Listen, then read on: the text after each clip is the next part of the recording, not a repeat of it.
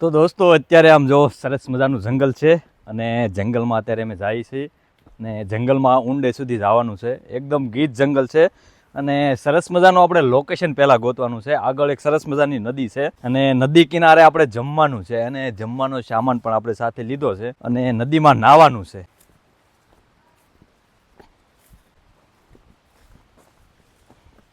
સુંદર મજાનું ઝરણું નજીક આવી ગયું છે અને આપણે આ ઝરણાને કિનારે જઈ અને કોઈ સરસ મજાની જગ્યા ગોતીએ અને ત્યાં કિનારે બેસીને જમવાનું છે. મસ્ત મજાની સબ્જી રોટી ને એવું બધું લાવ્યા છીએ.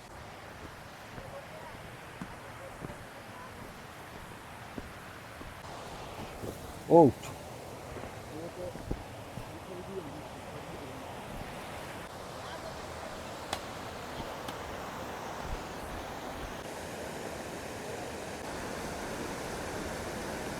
જો સરસ મજાની નદી આવી ગઈ છે. નદીમાં કેવું ચોખ્ખું એકદમ પાણી જાય છે અને અત્યારે એમ જાય છે જે થોડું આગળ જવું છે પણ રસ્તો બહુ સંભાળીને ચાલવું પડે કારણ કે આમ એકદમ લપસનું છે અને અહીંથી નજારો જોવો કેવો મસ્ત પાણી આવે છે.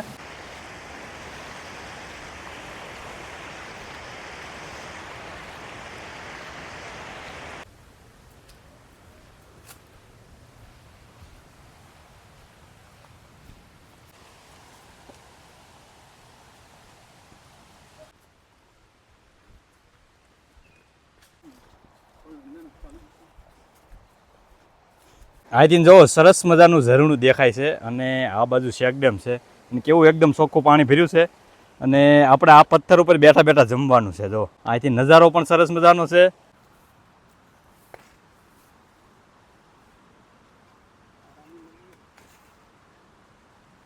સારા પણ નથી ને.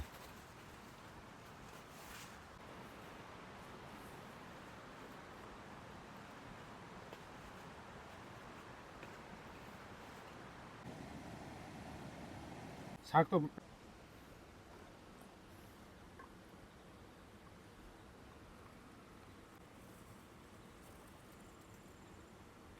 લોટામાં શાક લાવ્યા છે.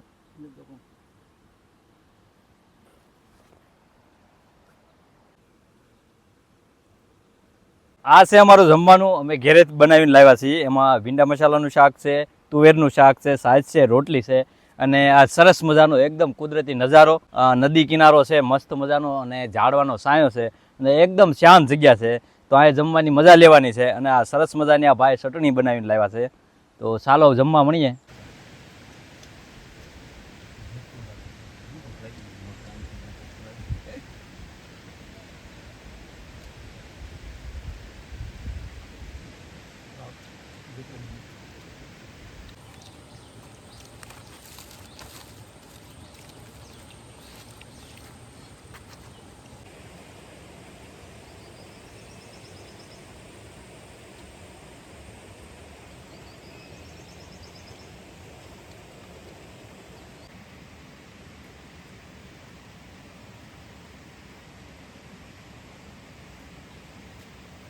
તો હવે જમી લીધું છે અને જમવાની પણ મજા આવી કારણ કે તમે જોઈ શકો છો કેવો સુંદર મજાનો કુદરતી નજારો છે અને આ ખળખળ નદી. તો અહીંયા જમવાની તો મજા જ આવે. એકદમ શાંત વાતાવરણ છે. ફક્ત આ ખળખળ નદીનો અવાજ આવે છે અને જંગલમાં પક્ષીઓ બોલે છે. હવે આપણે આ નદીમાં ધૂપકા મારવાના છે અને નાવાની મજા લેવાની છે.